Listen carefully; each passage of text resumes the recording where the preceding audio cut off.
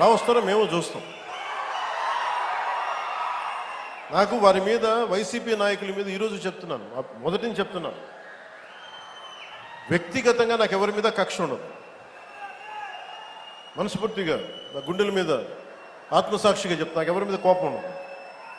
కానీ మీరు సగటు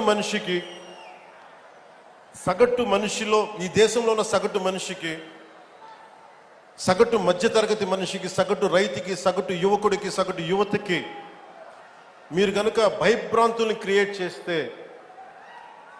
దాన్ని ఎదుర్కొనే కదా ఇక్కడ దాకా వచ్చాం. మీకు 151 సీట్లు వచ్చినప్పుడు కదా, నేను 2 చోట్ల ఓడిపోయినప్పుడు కదా మేము ఎదుర్కొని బలంగా నిలబడింది. అంటే గుండెల్లో ఎంత దమ్ము ఉండాలి, రక్తంలో ఎంత వేడి ఉండాలి మీలాంటి వాళ్ళు తట్టుకోవాలంటే. నాకు తెలిసిన సినిమాల నుంచి వచ్చినవాడిని, సినిమాలో డైలాగులు చెప్పను నేను. కుత్తుకలు కోసేస్తాం, మిడకాయలు కోసేస్తాం అంటే కోయడానికి మేమేమన్నా చొక్కా ఇప్పి చూపిస్తామా?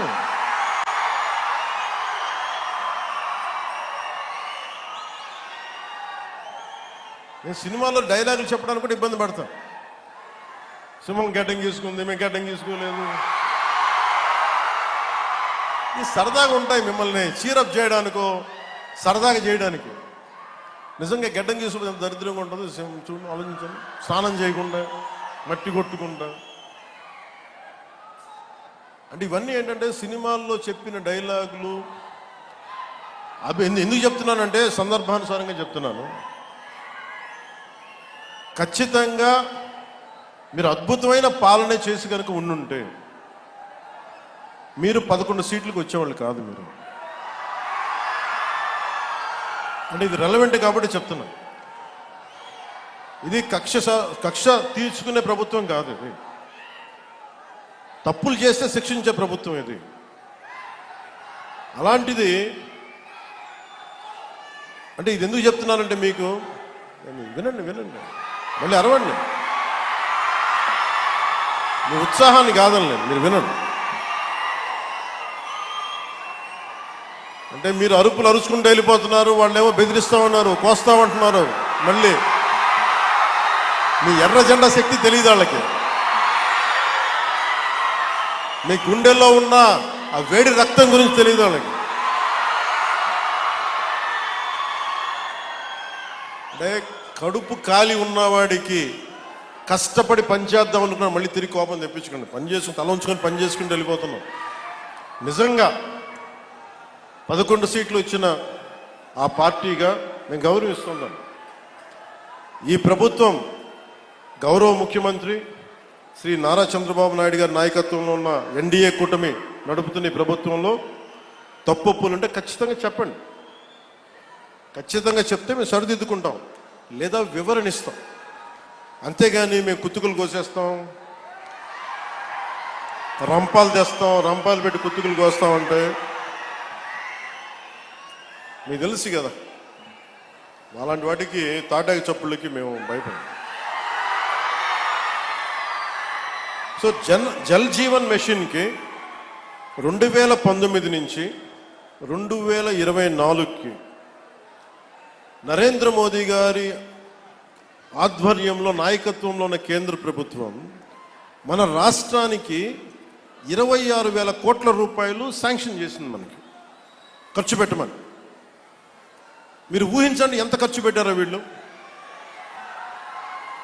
26,000 కోట్లు మొత్తం ఇస్తామంటే దానికి మ్యాచింగ్ గ్రాంట్ ఇవ్వకపోవడం వల్ల 4,000 కోట్ల రూపాయలు ఖర్చు చేయగలిగాం.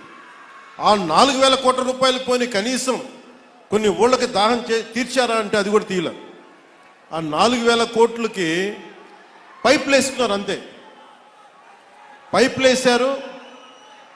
ఇప్పుడు పైపులు వేస్తే వాటర్ సోర్స్ చూపించాలి కదా. ఎక్కడి నుంచి నీళ్లు పట్టుకొస్తున్నావు, చెరువు నుంచా, కుంట నుంచా, ఎక్కడి నుంచి పట్టుకొస్తున్నావు అంటే అవి కూడా చేయలే. పైపులు వేసి కూర్చోబెట్టారు. ఎప్పుడు మనకి ఉపరితలం నుంచి మన సర్ఫేస్ వాటర్ ఎప్పుడు వస్తుందని. దీనివల్ల ఆ 4,000 కోట్లు కూడా చాలా వరకు వృధా అయిపోయింది. ఈ రోజున జేజేఎం మిషన్ ఆగిపోతుంది. ఈరోజు మనం కూటమి ప్రభుత్వం ఎందుకు ఇంత బలంగా ఉన్నామంటే మీరు మా మీద పెట్టిన నమ్మకానికి అన్నదమ్ములు, ఆడపడుచులు, యువత, పెద్దలు, పిన్నలు, రైతాంగం, మధ్యతరగతి అందరూ నమ్మి ఓటేస్తే జల్ జీవన్ మిషన్ పథకాన్ని మేము ఆపేస్తున్నాం అని కేంద్ర ప్రభుత్వం చెప్పారు. మాకు కంటిన్యూ చేయాలని లేదు మాకు.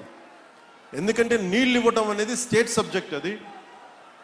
ఇది ఇన్ని రాష్ట్రాల మీద మాకు భారం అయిపోతుంది, మేము ఇవ్వలేమంటే ముందు నేను వెళ్ళి విఆర్ పాటిల్ గారిని కలిసి, జలశక్తి మినిస్టర్, కేంద్ర మంత్రివర్యులు వారిని కలిసి వివరించాను. సార్, గత ప్రభుత్వంలో 26,000 కోట్లు మీరు ఇస్తే మేము 4,000 కోట్ల గత ప్రభుత్వం ఖర్చు పెట్టింది. అది కూడా ఇంత అవకతవకలుగా. ఈ రోజున కనుక మీరు ఇవ్వకపోతే మాకున్న సమస్యలు విని మన ప్రకాశం జిల్లా వెలుగొండ ప్రాజెక్ట్ దగ్గర నుంచి మన పల్నాడు, అలాగే మనకి అనంతపురం, శ్రీకాకుళం ఎక్కడైతే ఉన్నాయో అన్ని దాదాపు మేజర్గా ఇవి, మిగతా అన్నిటికీ అన్ని ఎక్కడైతే నీటి ఎద్దడి ఎక్కువ ఉందో వీటన్నిటికీ దాదాపు ఒక 83,000 కోట్లు, 84,000 కోట్లు అవసరం అవుద్ది. 26,000 కోట్లు కూడా సరిపోదనంటే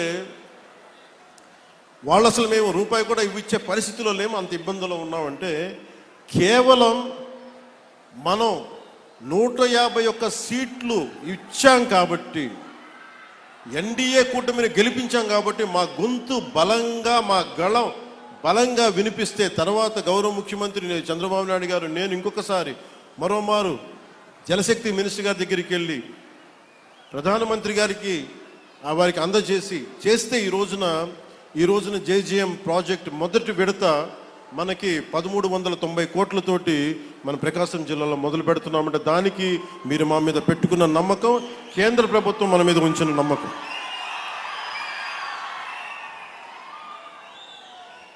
అంటే ఇక్కడ దీనివల్ల నేను ఒక 4 దశాబ్దాల పైనే కనిగిరిలో పెరిగినాడు. 4 దశాబ్దాల క్రితం మొట్టమొదటిసారి స్వాతంత్రం వచ్చాక మన ప్రకాశం జిల్లాలో చేపడుతున్న అతిపెద్ద తాగునీటి సరఫరా పథకం ఈరోజు మనం జల్ జీవన్ మిషన్ ద్వారా చేపడుతున్నాం.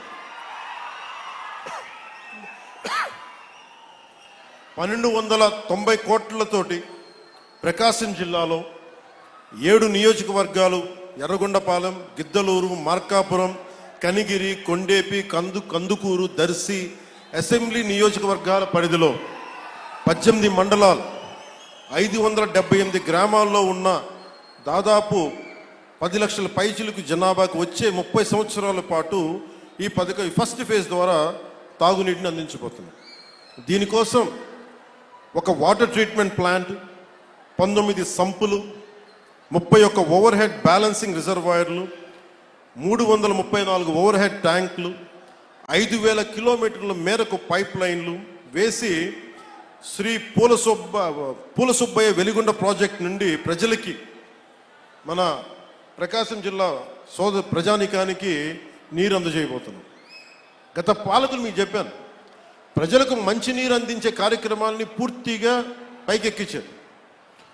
అంటే లాస్ట్లో ఇంకా ఓడిపోతున్నామని తెలుసుకునే దశలో అప్పుడు ఒక శిలాఫలకం వేశారు మన ప్రకాశం జిల్లాకు సంబంధించి. నిజంగా వాళ్ళకి త్రికరణ శుద్ధి ఉండుంటే వాళ్ళు ఎప్పుడు చేస్తుండాలి? వచ్చిన మొదటి సంవత్సరంలో చేస్తున్నారు. ఈరోజు వాళ్ళు లక్షల కోట్ల అప్పులు పెడితే అన్ని తట్టుకొని, ముఖ్యంగా మీరు మనం ఉండటం వల్ల ఆంధ్రప్రదేశ్ 21 ఎంపీలను గెలిపించడం వల్ల కేంద్ర ప్రభుత్వానికి అది ఒక బలం, ఆక్సిజన్ అయిపోయింది. దానివల్ల మనకి ఈరోజు డబ్బులు వస్తూ ఉన్నాయి. దానికి కారణం మీరు మమ్మల్ని నమ్మి, నారా చంద్రబాబు నాయుడు గారి నాయకత్వంలో నమ్మిన కూటమిని గెలిపించినందుకు దానికి నిదర్శనం ఈ రోజున మన ప్రాజెక్ట్ స్టార్ట్ అవటం. గత ప్రభుత్వం 5 సంవత్సరాల ఎలాంటి మంచినీటి పథకం మొదలు పెట్టాలి. చివరి సంవత్సరం ఇందాక చెప్పినట్టుగా ఎలక్షన్కి ముందు శిలాఫలకాలు వేసి పరిమితమయ్యారు. ఈ రోజు వచ్చి వాళ్ళు రోడ్ల మీదకి వచ్చి మేము కుతుకులు కోస్తాం, ఇవన్నీ చేస్తామంటే ప్రజలకు అర్థం కాదా? మనకు అర్థం కాదు. కానీ మన కూటమి ప్రభుత్వం ఏర్పడ్డాక చాలా ప్రణాళికాబద్ధంగా జల్ జీవన్ మిషన్ ప్రాజెక్ట్ని ముందుకు తీసుకెళ్తుంది. అందులో భాగంగా నేను ఒకటే చెప్పాను, శిలాఫలకాలు వేస్తారు అందరూ, ఎప్పుడు ఫినిష్ చేద్దామంటే అధికార యంత్రాంగం, ఉన్నతాధికార యంత్రాంగం కానీ కాంట్రాక్టర్స్ కానీ అందరూ ఒకటి ఇచ్చారు. సకాలంలో గనుక మన నిధులు కనుక వచ్చేస్తే 18 నెలల నుంచి 20 నెలల్లో ఈ ప్రాజెక్ట్ని పూర్తి చేస్తాం. ఇది నేను ప్రత్యేకించి నేను ఈ పథకాన్ని పర్యవేక్షిస్తాను.